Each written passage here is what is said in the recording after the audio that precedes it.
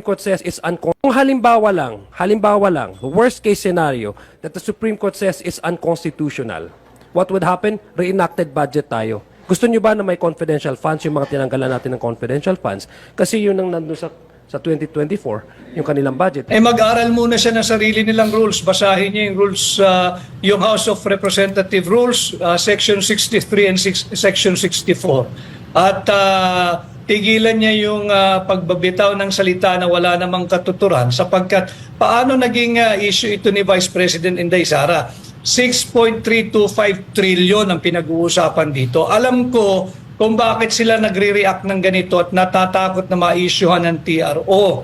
Kasi pag nag-TRO at na-declare eventually, hopefully, na ito ay unconstitutional, magre-reenacted budget tayo. Sa reenacted budget, yung budget ng 2024, hindi nila mapapakinangbangan yung bilyong-bilyong pisong inilagak nila sa AKAP. Hindi nila mapapakinabangan yung bilyong-bilyong pisong inilagay nila sa AIX. At dyan sa tinatawag na unprogrammed appropriation o yung kanilang mga pet project na itinatagot kilala higit sa tinatawag na pork barrel. Dyan sila natatakot.